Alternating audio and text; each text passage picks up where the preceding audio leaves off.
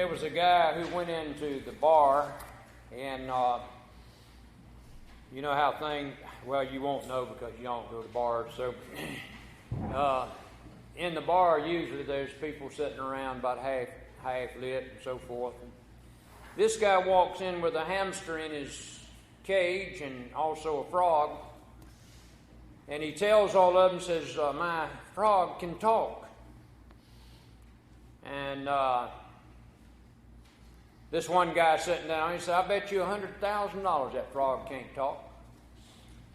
He said, well, I'm more interested in my hamster than I am a frog. He said, but a hamster means nothing. He said, just let the frog talk. So the frog let out, he said, what's your name, by the way? And he said, Jim Jones. And the frog said, Jim Jones. And that's great. Another man said, well, you know, talking frog can make a really lot of money. He said, I'll give you $200,000 for that frog if he can talk like that. And he said, what else can he say? And the man, being in the bar, you know, he said, well, he can say Jesus Christ. And he said, Jesus Christ. So thank you. Gave the man $200,000, walks out with the frog. And the other guy sitting next to him said, what was so special about the frog? He talked, but here sits a hamster, hadn't done nothing. He said, don't worry about it. My hamster is a ventriloquist.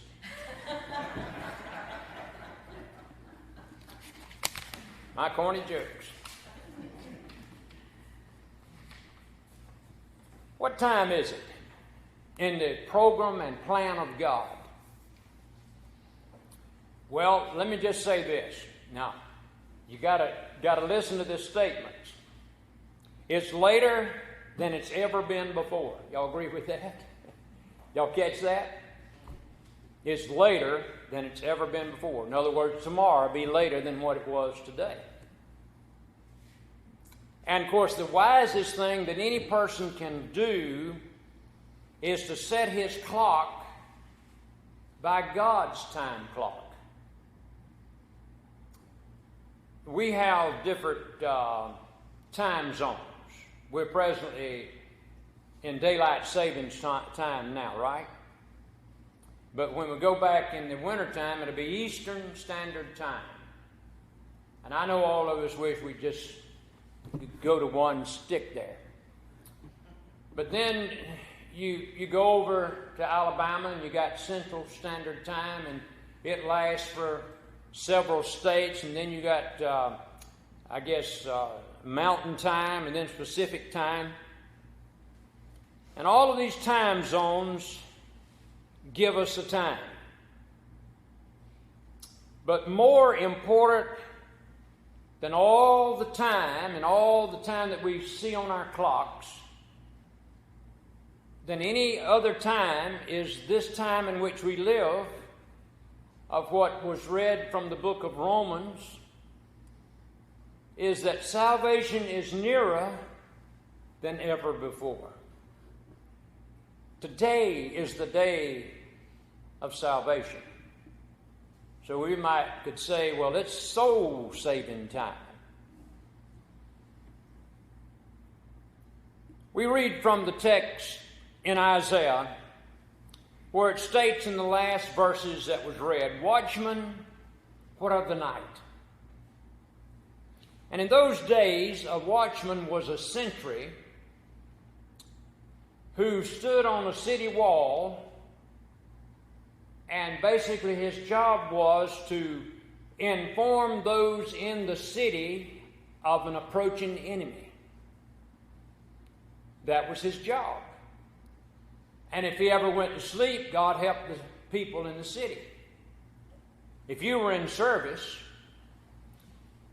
and if you were on guard duty, God helped you if the commanding officer came by and found you asleep. Many soldiers have suffered greatly. They were put on report, went before the captain's mass or the colonel's mass, or went before a tribunal because they fell asleep on the job. Why was that important? Even though it might have been in peacetime, it was still important. It was a training.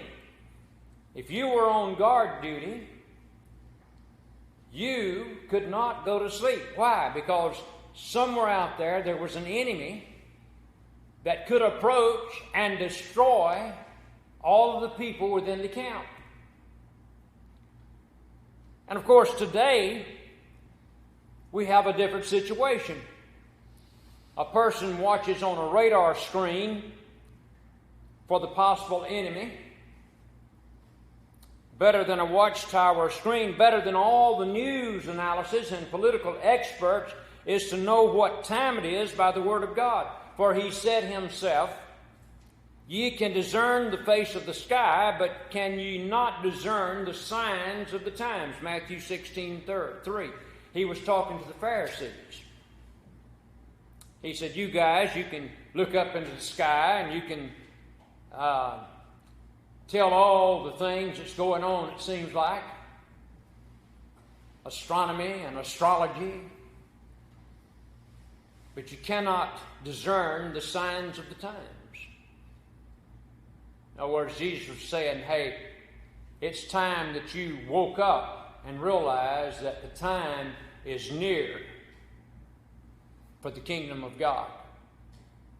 The Apostle Peter calls such ignorance of these times willful ignorance. Now, it's bad enough to be ignorant when it can't be helped. Y'all agree with that?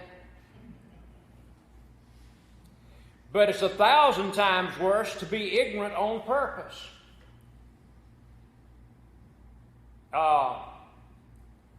Do y'all see any ignorance displayed today that's either on purpose or they're so ignorant they don't know they're ignorant? That's sad, isn't it? And there are many things which we as a society face today as we get closer to the coming of the Lord. And I believe He's coming soon. Listen, I've been preaching this for 50 years or longer, I guess, but 50 years in the ministry. I've been preaching that Jesus is coming soon. My Lord, I wish He'd hurry up. My message is getting cold on that subject matter. But it hadn't changed my belief that, the soon coming of our Lord is near. Paul preached it. That's 2,000 years ago, and he believed it was going to happen in his day.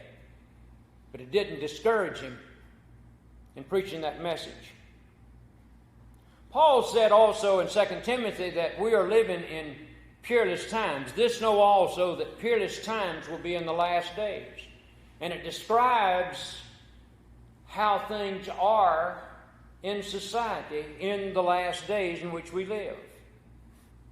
I don't have time to go into that breakdown. But I think we can all agree that, yes, there's a breakdown in the home. There has been a breakdown in the home for ages. And I'll deal with that in just a moment. But in the home situation, the single parent ratio has grown so high that one person is trying to take care of 2 or 3 kids and be a parent, and they can't be a parent. They allow the daycares and the schools to teach their children. Do you realize, listen to this, a daycare operator spends more time with the child than the parents do? Why? Because the child comes in at 6:30 or 7 o'clock, is picked up at 5:30, take the children home, fix them supper, get them ready for bed, and by 7 o'clock it's time to go to bed. Saturdays, they look for grandma or uncle or aunt, said, would you take care of my kids? We're going to go to the lake and we don't have time to really take care of them.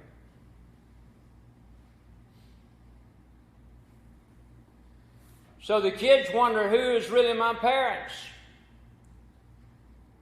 I wonder why the kids in Vera's daycare calls me when I go down there while she's preparing lunch, and I sat down with them and I tell them Bible stories, and we talk about Jesus, and we go through the ABCs and everything else I can to kill time. You know what they call me? Papa Wayne. Now, why do they call me Papa Wayne? Because the majority of the kids in her daycare don't know who their daddy is. I asked one little boy, I said, "What's your daddy's name?" I asked him their name. I have a name game. "What's your daddy's name?" "Papaw." "Who is Papaw?" "He's my pawpaw." But you see, she was talking about the granddaddy. The daddy was strung out on drugs, the mom was strung out on drugs, and pawpaw and mama is their papa and daddy and mama. Then I asked one, "Who's your daddy?" He'll tell me one name one day, and the next day he tells me another name. I said, "My Lord, who's really your daddy?" And he don't bend on it. He said, and I'm not calling names. He said, "So-and-so my daddy." "Why?" "He's living with us." A week later, it's another one. You see the situation our children are in? The breakdown in the home? No wonder we see so much ungodliness going on in our streets today. Those kids out there that riot, and you know why they're rioting? Because they didn't have a home to teach them the right things, and to be right, and to live right. The home was the first institution God ever instituted and made. He didn't make the church first. He didn't make the school first or the government. He made the home. And the home is more important than all the other things. And if there's a breakdown in the home, I've said this so many times, you can look out school. No wonder that many school teachers are throwing up their hands and say, "I can't take it no more." The unruly kids, I can't get them to mind.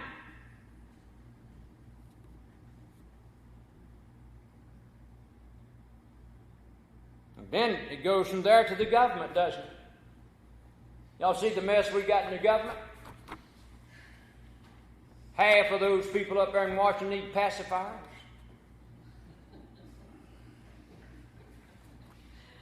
Suckers. Take the sucker away from them. God help them. Naturally, we have a breakdown in the schools and the communities. We're told in Matthew 24 that there would be, in the last days, lawlessness will abound. Lawlessness. Do we see that? We're reminded in the last verse of the book of Judges, in those days there was no king in Israel, for every man did that which was right in his own eyes. Think about that statement. Every person, every man did that which was right in his own eyes. And I want to tell you something. When authority goes out the back door, guess what comes in? Anarchy. We see anarchy in every area of life in this day in which we live. The riots in our major cities and around our nation, like Portland and Seattle and New York, Chicago, and even in Atlanta, and all the major cities. And yes, recently, a year or so ago, Paris was burning. We see all of the anarchy. You know why? Because the hands of the policemen are tied.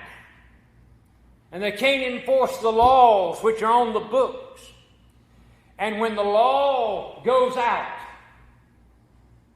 anarchy comes in. When authority leaves, anarchy, not peaceful protest, but unpeaceful protest. We see that. No wonder walls and buildings are being burned and people are being killed.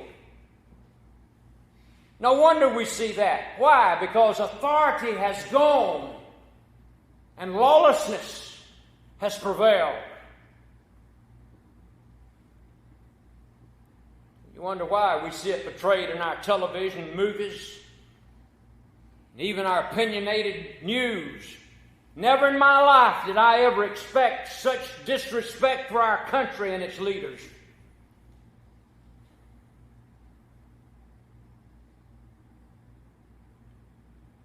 We see lawlessness in our literature.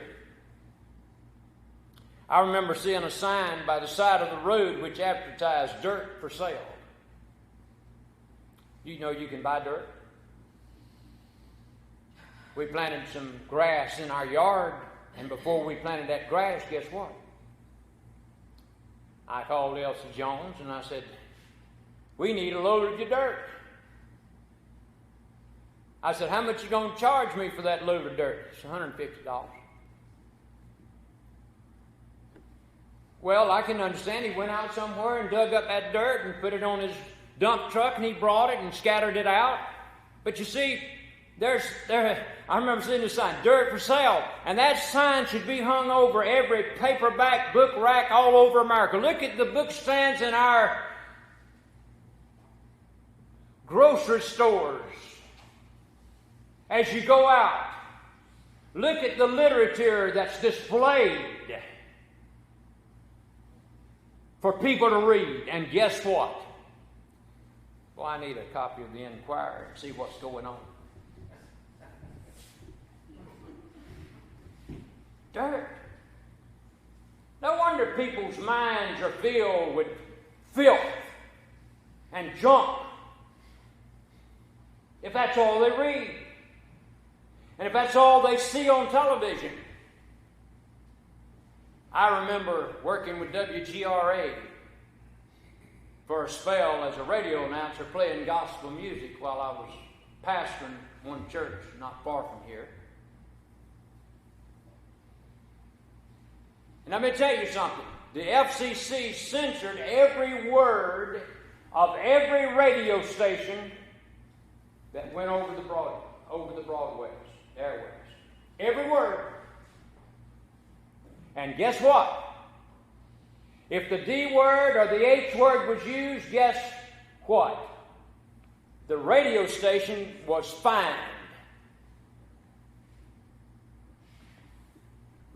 Have you ever wondered why Gone with the Wind sold so many, and so many people went to see Gone with the Wind when it came out? Because of one word. The rest of the movies were censored. We stopped looking at the news here not long ago. Even Fox. We just got tired of it. Got tired of seeing all the riots, and got tired of the coronavirus and everything that was on there. It was all negative. So we pulled up YouTube, and on YouTube they have these Christian comedians called Dry Bar out in Provo, Utah.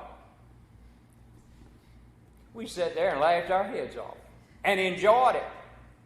Why? Because it was clean. No curse words. I don't know where these comedians get off it. They got to curse today in order for somebody to laugh. That's where we've gone. Now listen, many of our books used now as textbooks in our schools need to be censored. Do y'all agree with that? Many teachers and professors in our schools and colleges teach their opinions instead of the facts. It's my opinion. You know the sad part about it? Students leave those schools and universities with those opinions embedded into their heads, and that's why you see all the riots and all the marching and all the mess that's going on, because some professor told them, hey, rise up against your nation.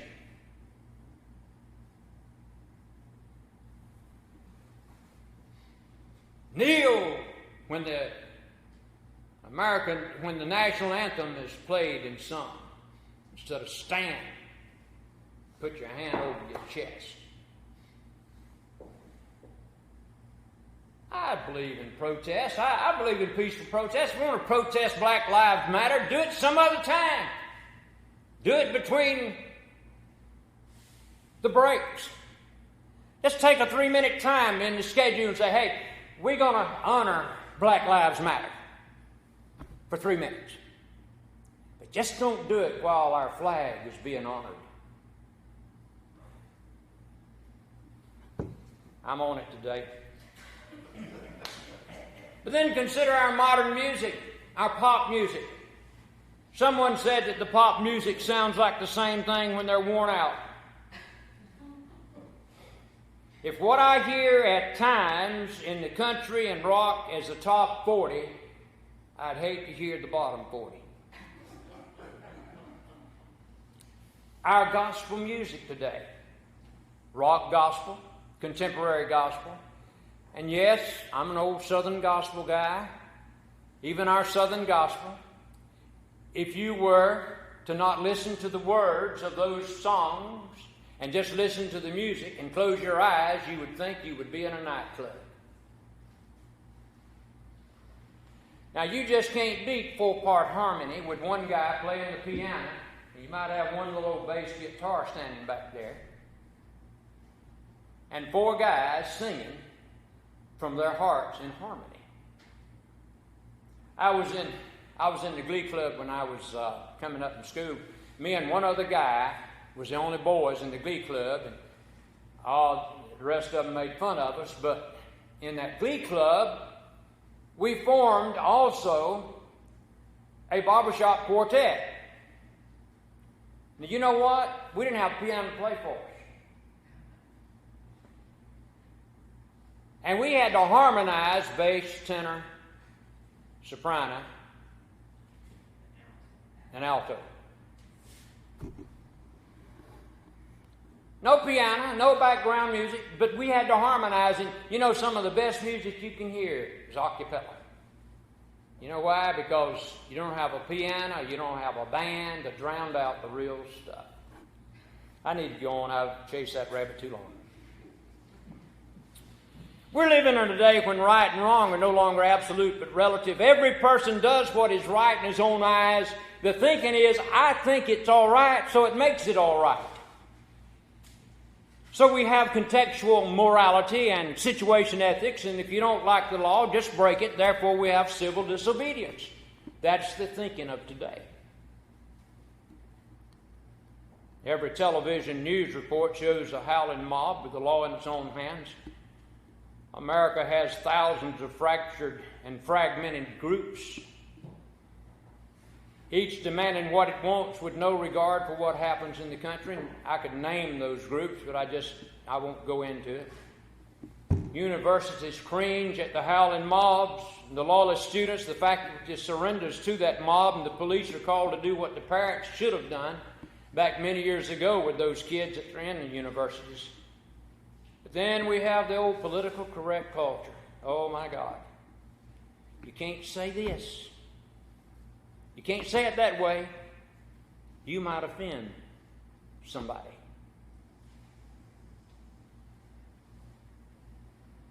And it holds us in bondage. And even in our churches today, no longer mentions specific sins in the sermons, and especially the church covenants, only generalities, so that each member can put his own interpretation on what is right and wrong. And they go out feeling good. Preacher didn't preach against sin today, so therefore, hey, I feel pretty good about myself. God help the preachers in the pulpits that never touch on sin and the penalty for sin.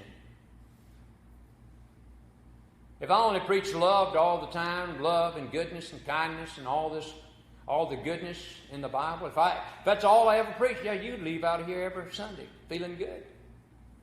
Why? Because I never rubbed into the raw. There's a universal moral, there is a universe of moral law whether we like it or not. When we disregard it, we pull down the house on ourselves and our generation. The alternative to discipline is disaster. We have become soft, we've become tolerant, fearful and permissive, and the forces of evil are taking advantage to wreck our country.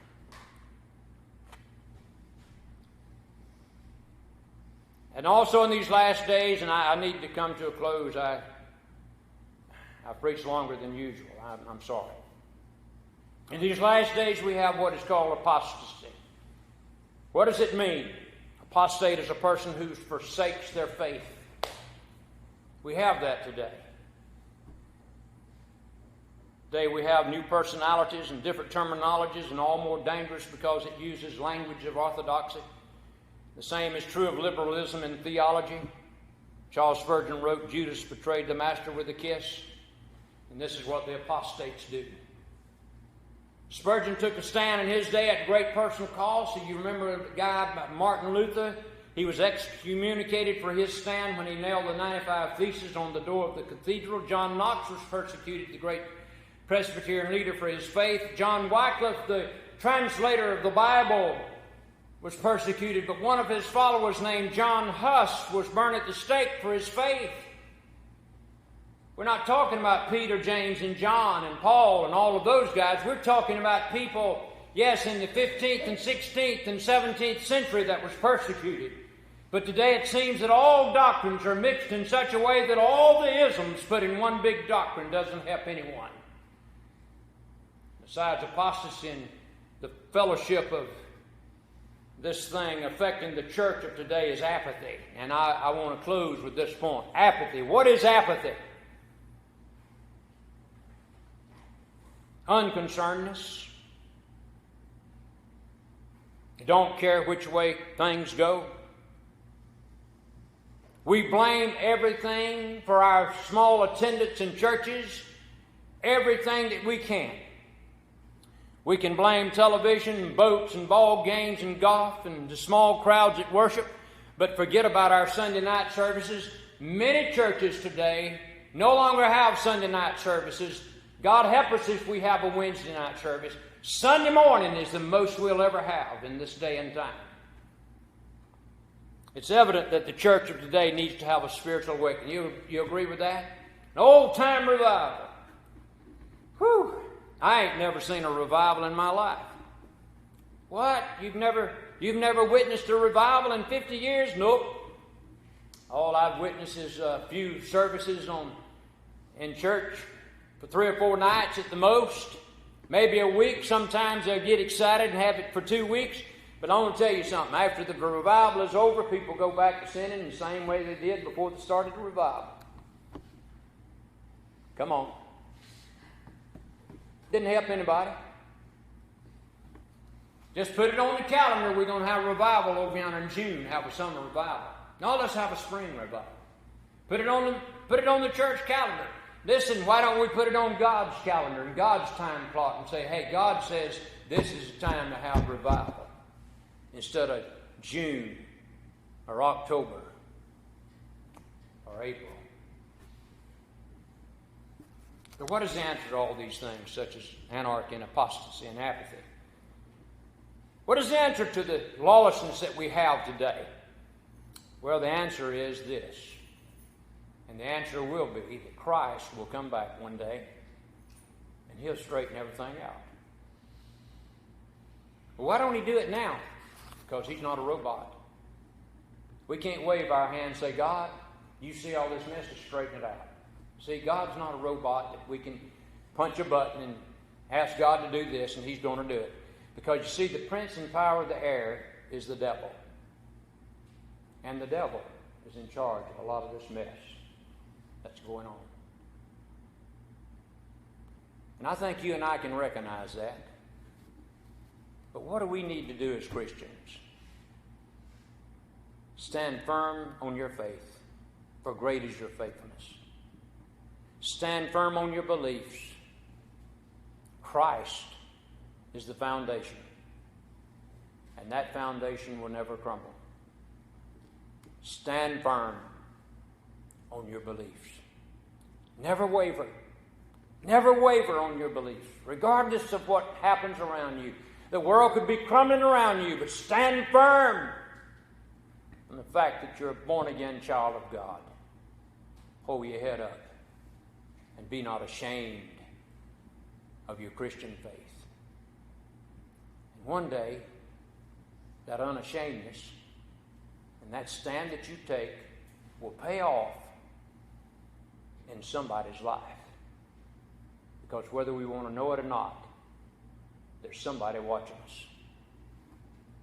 They say, you know what?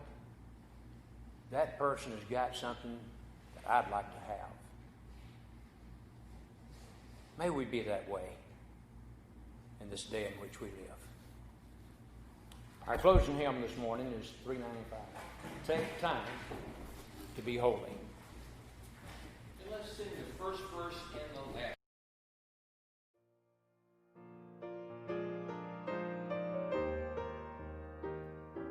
Thank you for joining us for this message from Reverend Wayne McDonald.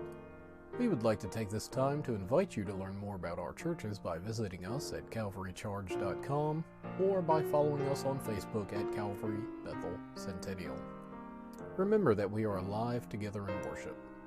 As Ephesians 2:4-5 says, "But because of his great love for us, God, who is rich in mercy, made us alive with Christ even when we were dead in transgressions. It is by grace you have been saved."